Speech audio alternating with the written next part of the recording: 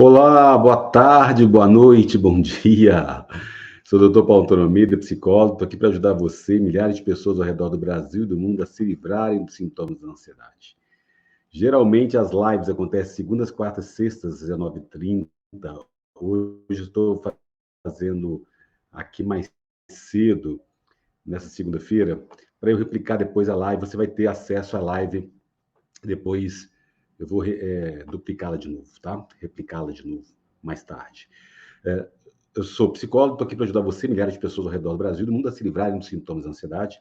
Se você curte esse tipo de conteúdo, me segue, compartilha, para a gente aumentar essa corrente do bem.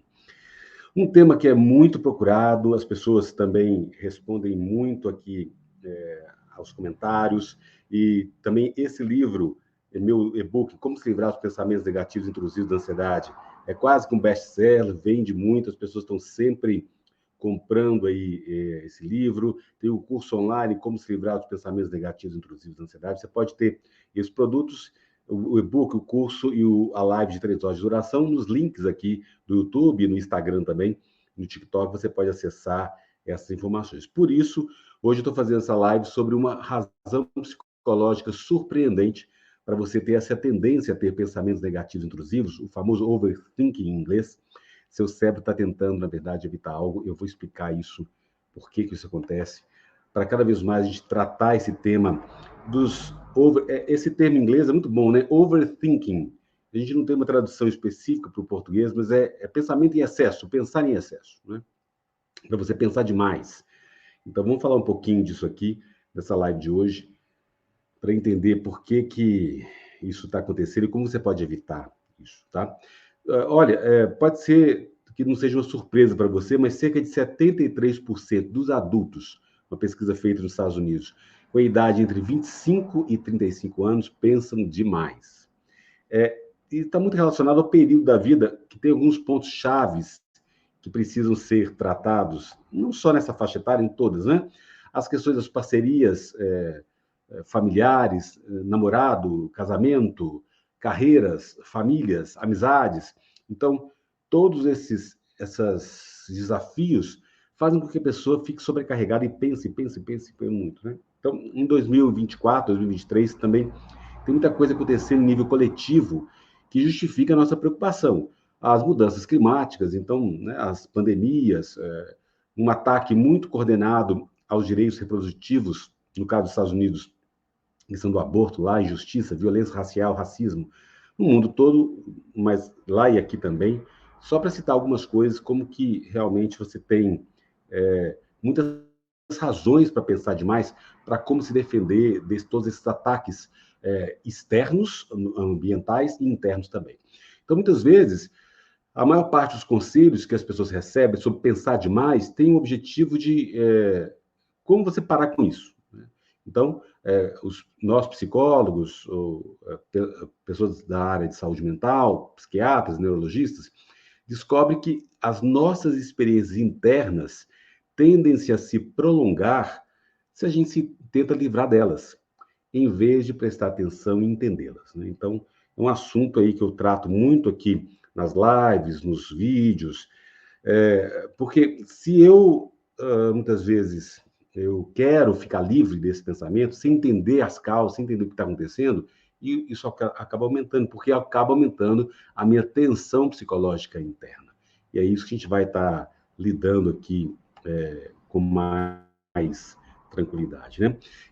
Queridos, os comentários são muito legais. Sempre a participação das pessoas aqui no YouTube, no Instagram aqui, TikTok, realmente ajuda demais. Eu vou tentar responder as perguntas um pouco, eu vou avançar um pouquinho com os dados e informações e depois voltar para responder as perguntas, tá? Obrigado aí pela participação de todos. Bom, embora esse pensamento excessivo, ele é muito comum, a gente sabe que não só as pessoas que sofrem de ansiedade e depressão, mas as pessoas, nossa população, o ser humano em geral, e ele pode ser muito angustiante mesmo, hein? E pode impedir que a gente se sinta tranquilo em relação a nós mesmos e às nossas escolhas de vida. Eu acho que esse aqui é um ponto aí. Vamos examinar um pouquinho como a gente pode identificar quando isso está acontecendo. Quando pode estar tentando nos ajudar a fazer alguma coisa e quando pode estar nos impedindo de viver com menos preocupações. Então, a gente tem que discernir quando um pensamento que realmente ele é produtivo para mim, eu estou buscando soluções, estou procurando pensar mais sobre as soluções da minha vida, e quando isso está, na verdade, impedindo o meu sossego, a minha paz. Vamos ver o que significa realmente pensar demais. O que quer dizer isso? Tem muitos motivos, né, para a gente pensar muito, ou a gente tender a pensar demais.